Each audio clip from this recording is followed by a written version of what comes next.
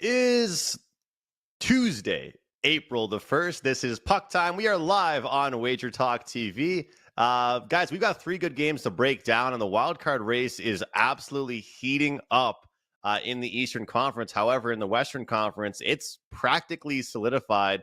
We got a handful of good games to look at, though. We'll talk about sides, totals, team totals, props, all that good stuff. You name it. And Carm, it's $5 Tuesday at WagerTalk.com. $5, everybody gets one play. You know, you guys can pick baseball, you can pick NHL, you can pick NBA, you can pick NCAA, basketball, whatever it might be. $5. Pick a handicapper of your choice. Pick multiple handicappers of your choice. $5. Everybody has one play up. But of course, there are some plays that are up for regular pricing as well. And I know Carmine has a big play going today. How are you, Carm? Good, man. Happy to be here. It's funny that you forgot what day it was. This is what happens, Andrew, when it's your last day for the next 2 weeks, because you are on a little bit of a family vacation retreat, a much deserved one. It's been a long season in the NHL, so you're getting it out of the way. And then I am heading to the my homeland. I'm off to Europe. But I'm still going to be doing hockey content, plenty of hockey content. Me and the Pope, me and some of the Italian soccer players. We're going to be doing it for a couple of weeks. I'm looking forward to it. Yesterday, a good day in the NHL, 4% winner with the with the Philadelphia Flyers. Andrew, I don't get it. This team, other than the third period where they looked like they ran out of gas, this team since Tortorella got fired just looks good. They're going out there. They're playing offensive hockey. They're having a good time right now. Too little, too late, unfortunately, for that team. And as far as the Western Conference goes, I think really the only race that is left is Minnesota going to back themselves out of a playoff spot, because the Calgary Flames have a couple games in hand, I believe, on them, and they do play one more time this season. So they actually as far as Calgary goes, they control their own fate. I think at this point, although regulation wins might come in as a tiebreaker, it's interesting. So there's some really good games tonight. We're going to talk Florida and the Montreal Canadiens. We'll see if there's any rollover from that last game with that puck fired at Savard at the end of the game, which led to a $5,000 fine. We're going to talk Red Wings. Yes, Johnny, if you're watching from wherever you are. And happy birthday, belated birthday to you against the St. Louis Blues, who don't seem to want to lose a game anymore. You've got some props for us, and then we're going to finish it off with the Edmonton Oilers and Vegas Golden Knights. With the Golden Knights, the opportunity to clinch a playoff spot tonight. They're in, but a win tonight will make it official, and then hopefully a couple of free plays, Andrew.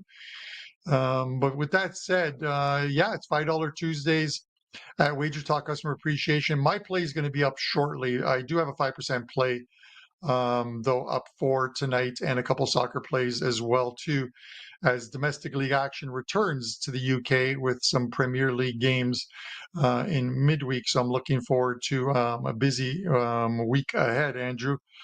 With that said, your Montreal Canadiens, I will refer to them as your Montreal Canadiens, minus 190 for the Florida Panthers, plus 160 for Montreal. The total sits here at 6, shaded to the under.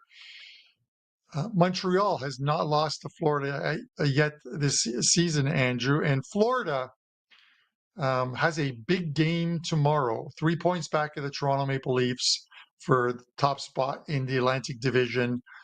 It looks like it's going to be Vanacek in goal tonight, and likely Bobrovsky in goal tomorrow against the Toronto Maple Leafs.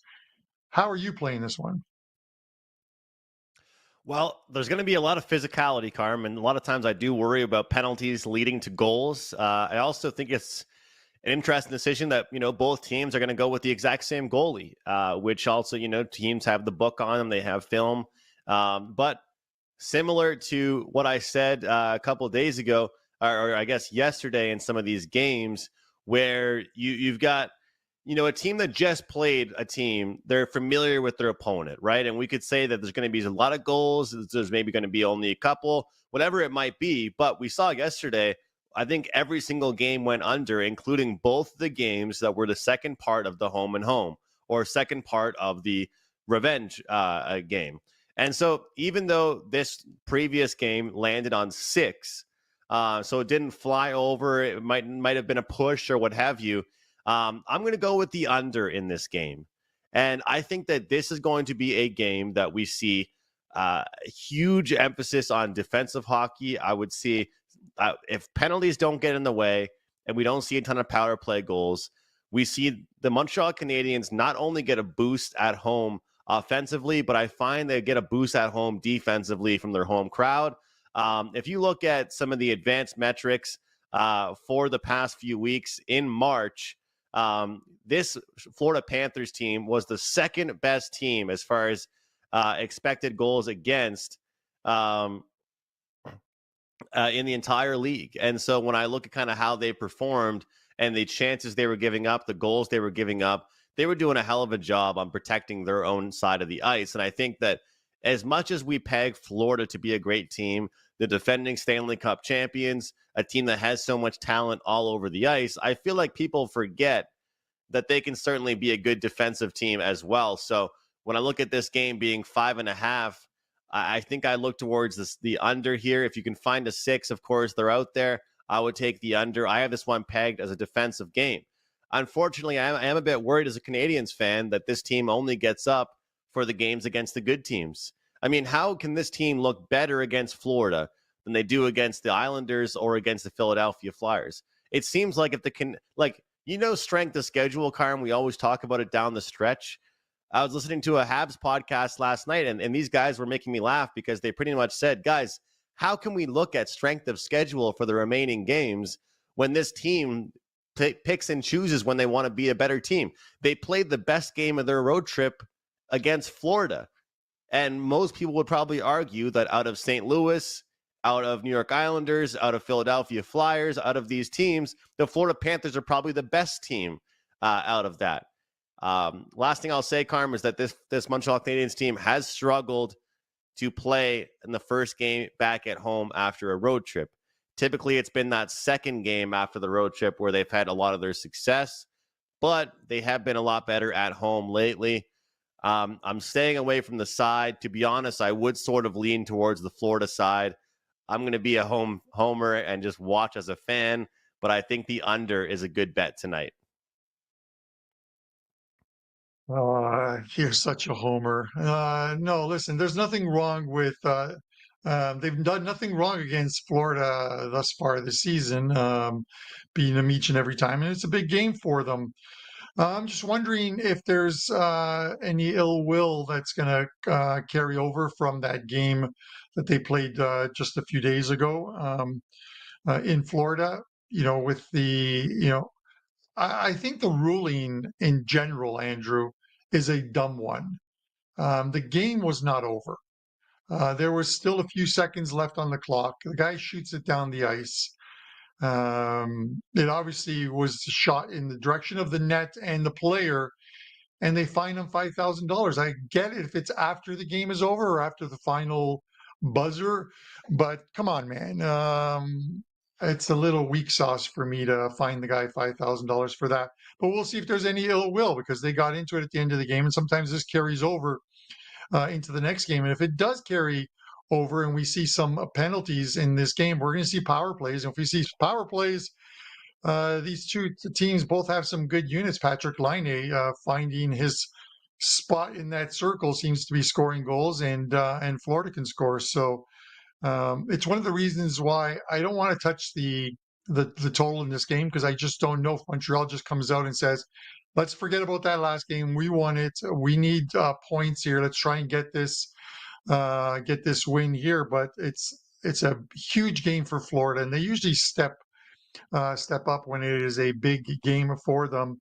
And I think they know ahead of the game tomorrow in Toronto, this is a big one to pull within a point of Toronto, and then possibly leapfrog them with a win tomorrow, and I think they're signaling that by the fact that it's Vanacek in goal and they're saving Bobrovsky for tomorrow. I'm going to take Florida in regulation here, -115. I will say this one to you guys, and Andrew, you know this. I have had a difficult time all season long trying to fade your Montreal Canadiens. I seem to find the wrong spots on fading the Canadiens. I hope I have the right spot here. God only knows I will fess up to it tomorrow on the show if I don't have it correct. But give me Florida -115 in this one, and I'll send it to you for the next game. The St. Louis Blues and the Detroit Red Wings, -170 on the Blues, +145 on Detroit. Total sits here 5.5, 15 cents to the over. Yeah, Carm. I mean, look, when you look at this playoff race, I talked about it with the Eastern Conference, with it being practically wrapped up with the Detroit Red Wings. It's just way too difficult now for them to make the postseason, for them to, pull it together. Obviously, with the way the Canadiens are playing with the Islanders and, of course, the New York Rangers, it's pretty much a 2 or 3 team race at this point. The reason why I bring that up is because wouldn't it be just so typical of a team like the New York Rangers to get going now? Like to start winning some games now and to, just make their fans kind of feel that that feeling of, hey, we're almost there, but we couldn't get there. People always talk about you don't want to get in front of a falling knife. Well, you also don't want to step in front of a really good streak either. But this seems to be one of those games where, I don't know, I woke up today and I said, I want to fade the St. Louis Blues, Carm. And when I look at this number right now, opening number -165 on the St. Louis Blues. And when I look across most sports books, guess which number I'm still seeing? 165, 170 maybe. The number has barely moved. You've got a flaming red hot team that cannot seem to lose a game, that that just refuses to drop a game. They said, forget about a playoff race, forget about trying to battle with these teams. We are simply not going to lose. We're going to play the Avalanche on Saturday night, and we're going to beat them. We're going to play the Predators, beat them. Canadiens 6-1. Vancouver Canucks, Blackhawks, no matter who they're playing, they took care of them. And yet they're 165 favorites today, pretty much barely any overnight money. And we have been seeing overnight money in some of these games tonight, but not them. So I look at this game here, Carm, and there's one thing that I look at is the expected goals against, is that you've got Detroit actually doing all right. And as far as the expected goals for, so they're second in March. Second in March. It was Edmonton and then Detroit. So all of these losses, we can definitely say their execution has been absolutely abysmal. And I was talking about that with Brian the last time he was on the show, that to what degree do you stop looking at the analytics and you just say to yourself, this team can't finish? This team, the analytics would say, if you have a wide open net, Carm, me and you would score. But they're not scoring these wide open nets. But at the end of the day, you're going to give me this plus money on Detroit here. And we see this happen every season. We see this happen all the time where, based on what the odds makers are telling us right now, the Detroit Red Wings are pretty much out of the playoffs. They're not like 100% out, but it would be very hard for them to end up making the playoffs. Now they're going to win. They're plus 145. I think they are the team that cracks the streak for the St. Louis Blues. I'm taking the Red Wings as my dog of the day, Carm. Drew, I can't blame you for it. I kind of feel the same way as if they were going to lose to a team, it might be Detroit. I will say this, though. I don't think Detroit, by any stretch of the imagination, is out of the playoff race. If the Montreal Canadiens lose in regulation and Detroit picks up a win tonight, Detroit's only a point back, and they have the same amount of games left. It's a tougher schedule, obviously, for Detroit. They've got, after the Blues game tonight, they're home to Carolina, home to Florida, in the big game against the Montreal Canadiens in Montreal. Then they're in Florida to play both the Panthers and the Lightning, home to the Dallas Stars, at New Jersey, and then at Toronto. That is a tough schedule for this team, and this schedule for them as a whole, um, their last 10 games or so has been pretty tough. You look at them, and these are the games that they have lost over the last 10 games or so. They played Ottawa twice. Ottawa went on that fantastic run. So they played a very good Ottawa team that's in a playoff spot right now. They played Carolina, a team in a playoff spot, Vegas Golden Knights, Washington, Colorado. Those are their losses. And the Blues are not a break in the schedule for them. It is another tough team for them, but they're somehow hanging around, and a little bit of rest. This is a huge game for them. It doesn't mean, again, the must win doesn't mean that you're going to win. That's just not the way sports works out, especially sports betting. But I think this is a pretty much this could be their season over the next two or three games. They need to string a bunch of wins together starting in St. Louis. They're going to have to play their best game because the St. Louis Blues are going to show up. This is a team that's won 9 straight games, playing phenomenal hockey, limiting teams' chances. Their goaltending is playing very good with Binnington and Hoffer whenever he's in there to give him a break.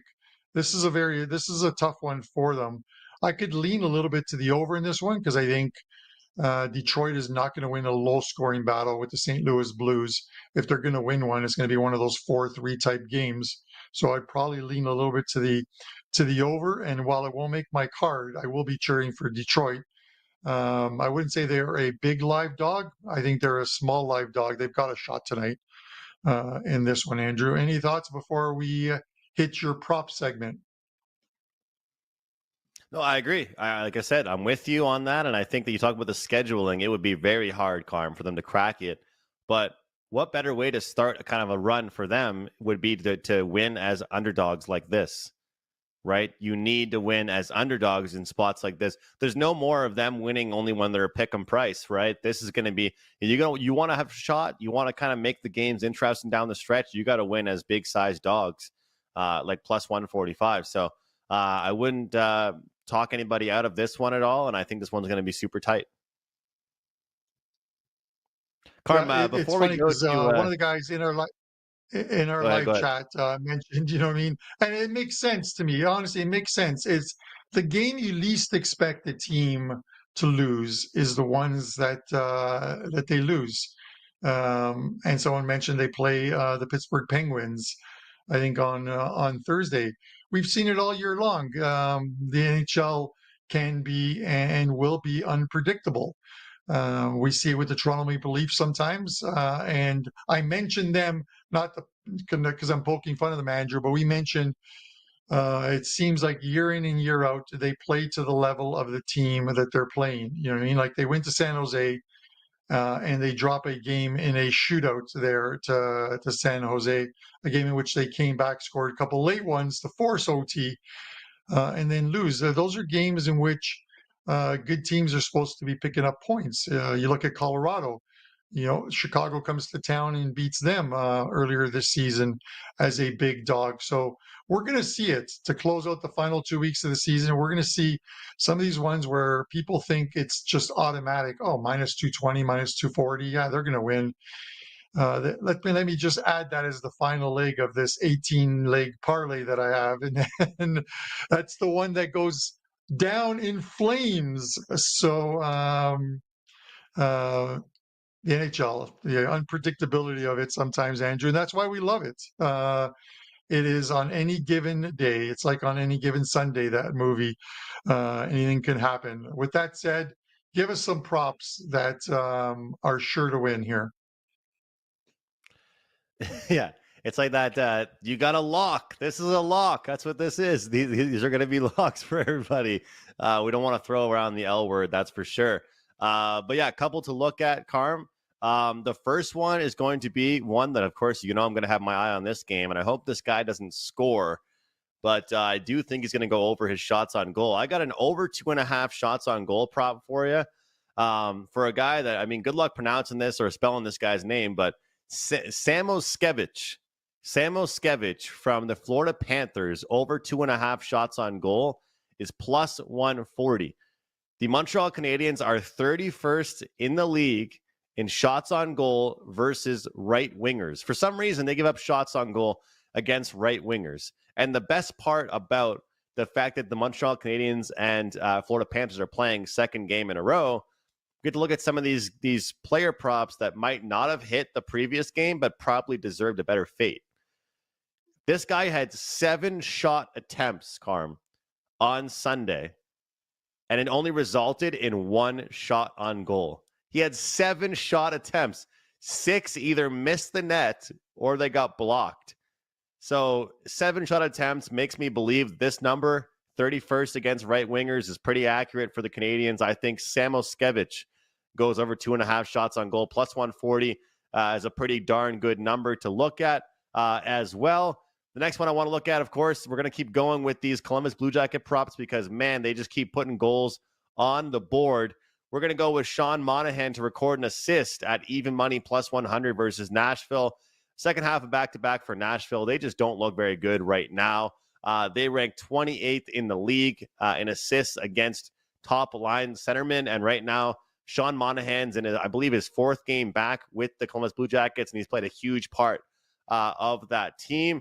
When I look at some shots on goal props potentially in that game, I will look towards Steven Stamkos because, man, this team needs some shooters. They need some guys to step up. I mentioned how Stamkos and the Predators, their offense has not been there, but I think the shots on goal will be there as Columbus has given up chances to everybody. They're winning games 7-6. If you win a game 7-6, your offense might be good, but your defense is awful. So hopefully Stamkos over 2.5 shots on goal can get us there, and that is plus 140. And the last one that I wanted to mention, this guy, Dylan Cousins, Carm, he was unbelievable in his first few games as an Ottawa Senators player. Point against Montreal, point against Colorado, New Jersey, Buffalo in the first meeting back against them. And then he didn't get one against Detroit or Pittsburgh. But I do think tonight, playing Buffalo once again, his former team, he'll find the stat sheet one more time. This guy is minus 105 to find the stat sheet against his former team. I feel like that's a really good one to look at. Carmen, before I throw it back to you, we decided not to look at this game today. Obviously, it's pretty big odds, and they the pretty good game to discuss just based on all situations. But I had to throw out this video, and if we can bring the video on the screen, I couldn't believe that. This goes to show Alexander Ovechkin is always having fun. This guy is 5 goals away from breaking Wayne Gretzky's record, and Ovechkin is at a bar with the Boston College hockey players, drinking beers, taking them out for drinks, like blasting hip hop music. Ryan Leonard has signed the entry-level contract with the Capitals, and he'll play tonight for Washington, which will be a huge boost for them. But this video going around social media right now, you got this older guy with like gray hair that's, let's be honest, if you walked into a bar and you weren't a hockey fan, you probably wouldn't really think that guy is one of the best hockey players to play the game just by looking at him. And he's dancing along, singing to rap music, and he's buying all these 21-year-olds drinks at a college bar. It's that time of year, man. The college players that are knocked out of the frozen frenzy, they're signing their entry-level contracts. Alexander Ovechkin, man, he's an absolute character. He loves to have fun. We remember back when he won the Stanley Cup, Carm, he partied for 5 months straight. I thought that was a funny video worth sharing. Listen, you win a cup, you can celebrate for 12 months straight if you want, man. It's deserved. It's one of the toughest trophies to win. Just to talk to any of the guys in the NHL who have yet to win it, and they'll tell you that. But good on him. He's 4 or 5 goals short of Wayne Gretzky's mark. I really hope he gets it done before the season is over and hits that one. Anytime you have a chance to watch history being made and a streak like the one that Gretzky has being broken, you want to see it. So it's fantastic as far as that goes. Andrew, I had a client sent me a message yesterday, and it just talked about like the transfer portal now that the NCAA is done. The Frozen Four is done, and you're just seeing so many players moving. Some of them going to the CHL. Because you got the options of playing for the Western Hockey League, the Ontario Hockey League, the Quebec Hockey League, and a lot of players will make that transition to those leagues because a lot of the stars, the future stars of the NHL, will come out of the WHA. With that said, we're going to talk about the Edmonton Oilers and Vegas Golden Knights, and then I'm going to talk about something when I'm doing my free play. But it is so interesting, the last game of the night tonight that we're not going to discuss, which is San Jose and Anaheim and the Tankathon. I'm loving that site each and every day, checking to see how the odds are changing as far as teams tanking. I will say this, Andrew. This year's number one pick in the draft, I think that everyone wants. And right now, kind of belongs to San Jose if they end up with they have the best percentage to win the draft. The number one pick, uh, Matthew Schaefer, the defenseman for Erie in the OHL. This guy can move the puck. It is unbelievable.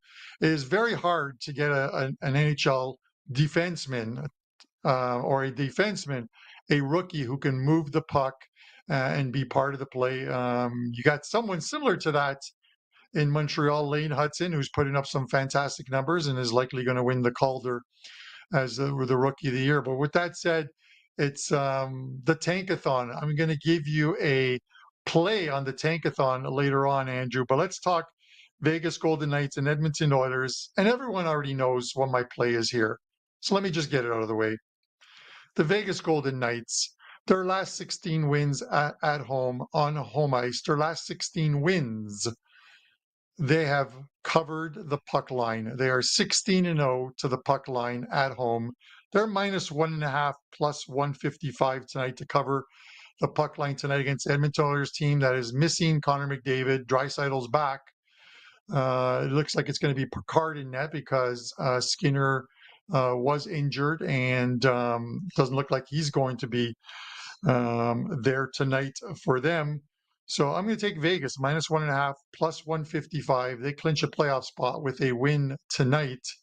Let's go Knights by 2 or more. Andrew?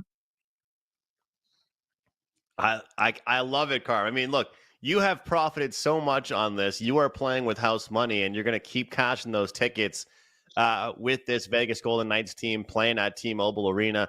The way that they play at home, it's phenomenal, and it's very, very consistent. And when you're looking at betting trends, that's all you want is consistency and then probably some really good prices as well while you're at it. So, I will say I had on Saturday night, Carm, I took a shot with the Oilers team total over 3.5 goals. They ended up finishing with 3, so I lost the play. But when they were down 2-1, I ended up taking the Oilers plus 110 to win the game. Draisaitl had to absolutely piggyback the team and just put the team on his back overall to score the game tying goal, to score the game winner in overtime. And I'll tell you, I feel like, no joke, like since I've been a part of WagerTalk, we've all been talking about pretty much the same thing with this Oilers team. And they've been to a cup final, of course, last year, but we ask ourselves, do they have a depth issue? And I'm not gonna lie, if I didn't tell you the jerseys and the team that this team played on, or these guys played on, Max Jones, Adam Henry, Kasperi Kapanen, Connor Brown, Matthias Janmark, and Corey Perry. That's the bottom 6 for the Edmonton Oilers. That's not good. Like, there's no sugarcoating it. That's not good. And yeah, sure, they're a little bit physical. These guys can play like this, play like that. I don't like their bottom 6. It doesn't convince me anything. They don't create offense. They're not dangerous. And here's the thing is that their bottom 6 isn't exactly young. So it's not like their bottom 6 is absolutely, scoured with speed by any means. Karma, I'm going to rock with the under 6.5 here, -120. I think we see kind of a more of a snooze fest here. Obviously they won't be happy about the fact that they got shut down against the Flames and had to come back and they won that one 3-2 in OT. But, talk about Vegas playing well at home and covering the puck lines for you. Well, one reason they're covering the puck lines is because of their defense as well. They're not covering puck lines in, 5-3, 6-4 wins. They're covering puck lines in low scoring victories. So with that, I'm going to take the under 6.5 in this one. All right. I don't blame you. I think at this point, Andrew, I think if you're the Edmonton Oilers or you're a fan of the Edmonton Oilers, you know they're going to make the playoffs. Just get into the playoffs healthy. Get McDavid back. McDavid probably doesn't come back until there's 2 or 3 games, maybe 4 games left in the season. There's no reason to rush him back.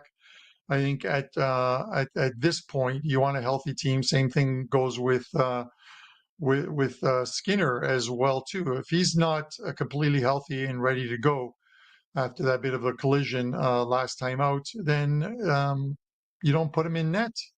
Play him the last 2 or 3 games, get him some ice time if he's your goalie for the playoffs. So we'll see as how the Edmonton Oilers go. So I wanted to talk about quickly, Andrew, the San Jose, the Tankathon. So looking real quickly at Tankathon.com for the NHL, San Jose right now is in position to get the number 1 pick in the draft, 18.5% to finish, I think, top 3. And then the odds for the number 1 pick overall are 25.5%. They're 2 points up on the Chicago Blackhawks. If there was ever a team that looks like they don't want to win another game this season, it is the San Jose Sharks. They lose 6-1 to the Rangers. They lose 8-1 to the LA Kings. And the Kings blitzed them with the 4 or 5 goals, I think, at one point. And then you look at the San Jose Sharks schedule to end the season, Andrew. So let's have a quick look at this one, and then I'll get into a play. They play Anaheim tonight. Then they play the Edmonton Oilers, the Seattle Kraken, the Calgary Flames, the Minnesota Wild, the Edmonton Oilers again, the Calgary Flames again, the Vancouver Canucks, and then the Edmonton Oilers one last time. With the exception of the Seattle Kraken and the Anaheim Ducks tonight, every other team is vying for a playoff spot or in a playoff spot right now. If you took a rolling parlay, and I don't recommend this, but I'm just throwing it out there, on the San Jose Sharks to lose every game on the money line the rest of the year, assuming every team they play is even at odds of minus 300, with the exception of tonight, 15-1 on your money that the Sharks do not win another game this season. That's your payoff, Andrew. Is it too much of a risk? Do you need more money than 15-1 on the Sharks not winning another game this season? They're gonna win probably a game with I bet you they'll win one with like 2 or 3 games left in the year. That's probably what will happen. But I agree with what you said though about like rolling it over, because I saw somebody talking about yesterday. It was with the Oklahoma City Thunder in the NBA. Will they win 70 games, or will they win 72 games or whatever? And the odds were horrible. It would be the worst investment ever, because I understand they're going to be huge favorites in a lot of the games. It was like 4-1 odds for this team to practically not lose a game the rest of the season. And some guy said, yeah, you could probably just roll over the money line, even in some of the bigger games, because all it takes is a few games against the Lakers or some good teams where it's closer to a pick and you're better off. So, Carm, I think that's decent value, but they're probably going to squeak one in and be upset maybe the final few games of the year. Those are fun bets, though, because you're just cheering against them every single time. Yeah, it's between them and the Chicago Blackhawks. I just don't see these teams. I get it. It is hard to tank. You can't imagine a team purposely trying to tank because when you go on the ice and if you're not putting a full effort in, you leave yourself open to getting injured. But when I talk about stuff like possibly tanking, guys not blocking shots, guys not completing plays, there's so much that goes into it, and the Sharks don't need much help. They've been terrible all season long. But it is unbelievable. I'm going to chart these next few games and see which one of my hockey friendly books allow rolling parlays. You used to be able to do it. You can't anymore. Teams lose in bunches. Was it not last year? And maybe you guys in the chat can let me know. Not in the NHL, in the NBA. Didn't the Detroit Pistons lose like the first 20 games or something of the NBA season? Was it last year? So it's not a huge stretch to think that, okay, well, the next 8 games, Sharks are pretty much going to lose each and every one of them. They got some tough opponents in there. And as long as those games are meaningful to those teams late in the season, there's no gimmies for the San Jose Sharks. So we'll see. With that said, Andrew, my $5 play will be up shortly at WagerTalk. 2 plays up in Premier League soccer this afternoon, and then a 5% play up in the NHL. It's going to be a hopefully a very big day for us, and a lot of games I really like this week. So I'm going to go back as my free play to this Ducks game, and I'm going to take the Ducks in regulation, minus 110. I don't think San Jose even wants to get this one to overtime and possibly pick up a point. Give me the Ducks to get the job done. They've won 3 of their last 5 at home. And they're still playing hockey. They're still playing competitive hockey. So minus 110 on the Ducks in regulation is my show free play. You're on vacation, my friend. Give us a winner on your way out the door and let us know what you have up at Wager Talk. Carm, we're either going out with a bang or I'm going out with a loss, and I'll see you guys in a week and a half. It's one or the other. We're going to go out on a good note or a bad one, but I like this play quite a bit. We got the LA Kings minus 120. They are coming off a game where they lost at home against the Toronto Maple Leafs. This team has been great at home all season long, especially in bounce back mode. Winnipeg has been cruising along. They've been playing some pretty good hockey. I see this to be as a spot where the LA Kings protect their home ice. They bounce back in a good way, and they put up a really strong defensive performance. I like this number at minus 120. We'll take that against the Winnipeg Jets. Carm, 195 for the full remainder of the NHL season plus playoffs. That's good for myself, good for you over at WagerTalk.com. Guys, forget about 3 days, forget about one play, forget about 7 days. Join myself, join Carmine. We're going to give out all kinds of free plays on PuckTime every day, but all of our plays are going to be in that package, 195. As again, I mentioned, I'm going on vacation. I'm still going to be doing my research at night, just not going to be doing as many shows. I might be giving out plays at different times than I usually do. So if you guys want to get my package, you're going to get every play I release the second I release it right to your email. And that's the way to go about it. So hopefully you guys will join us at wagertalk.com. $5 play for me up in the MLB. It's a team total play. And we also got some NHL going for this evening. So looking forward to a great day, guys. Wishing you all the best of luck. No April Fool's jokes from us. I'm not creative enough for that. Don't want to mess with you guys too much. Wishing you guys all a great day. And I'll see you guys in about a week and a half here on Wager Talk TV.